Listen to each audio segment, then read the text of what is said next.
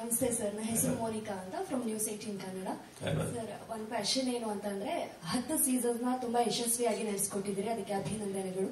So second point ಏನಂತ ಅಂದ್ರೆ may be Chandan Shetty ಅವ್ರ ಸೀಸನ್ ಅಲ್ಲಿ ನೀವು ಮನೆ ಒಳಗೆ ಹೋಗಿ ಅತಿಥಿಯಾಗಿ ಹೋಗಿ ಗೆಸ್ಟ್ ಆಗಿ ಹೋಗಿದ್ದು, ಅದಾದ್ಮೇಲೆ ಪ್ರಾಬಬ್ಲಿ ಅದು ಟೈಮ್ ಆಗಿಲ್ವೋ ಅಥವಾ ಆ ರೀತಿಯ ವೀಕ್ ಬಂದಿಲ್ವೋ ಗೊತ್ತಿಲ್ಲ.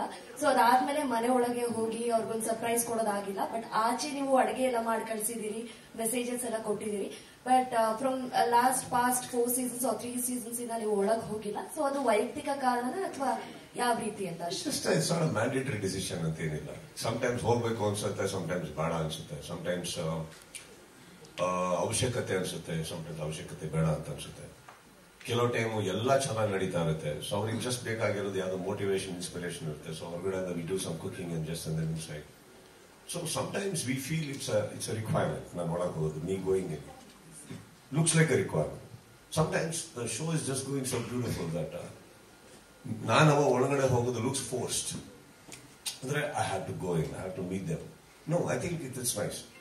ಎಲ್ಲಿವರೆಗೂ ಆ ಮಿತ್ ಹಾಗೆ ಇರೋಕ್ಕೆ ಸಾಧ್ಯನೋ, ಅಂದ್ರೆ ಎಲ್ಲಿವರೆಗೂ ಆ ಟಿವಿ ಮೂಲಕನೇ ನಾನು ಅವ್ರನ್ನ ಸ್ಪಂದಿಸೋದಕ್ಕಾಗುತ್ತೋ, ಎಲ್ಲೋ ಒಂದ್ ಕಡೆ I think dignity of speech remains the same ನನಗನ್ಸಿದ್ದರು. ಸೊ ಎಲ್ಲೋ ಮನೆ ತುಂಬಾ ಚೂರ್ ಆಗ್ತಾ ಇದೆ, ಯಾರಿಗೊಂದು ಚೂರ್ ಮೋಟಿವೇಶನ್ ಬೇಕಾಗುತ್ತೆ ಹಾಗೆ ಅಂದಾಗ ಎಲ್ಲೋ ಒಂದ್ ಕಡೆ we have decided. But I didn't find it requirement and I think my team also agreed to that. So in fact ಒಳಗಡೆ ಹೋಗೋದು ಇಸ್ ಈಸಿಯರ್ ದೆನ್ ಕುಕಿಂಗ್. ಇಲ್ಲ, ಸತ್ಯ ಅದು. ಅಂದ್ರೆ ನಮ್ಮ ಮನೆಗಳಲ್ಲಿ ಅಡಿಗೆ ಮನೆಯಲ್ಲಿ ನಾವು ಅಡಿಗೆ ಮಾಡೋದಕ್ಕೂ ಇವ್ರು ಕೂಡ ಅಡಿಗೆ ಮನೆಯಲ್ಲಿ ಮಾಡೋಕ್ಕೂ ಬಹಳ ಕಷ್ಟ ಇದೆ.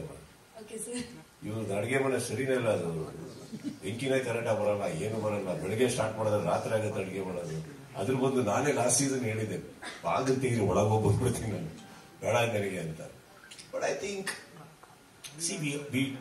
On both the things, whether I go inside or cook, it's only for the contestants, only to make them feel that they are loved. And ನಾವಿದ್ದೀವಿ, ನಿಮ್ಮನ್ನು ನೋಡ್ತಾ ಇದೀವಿ.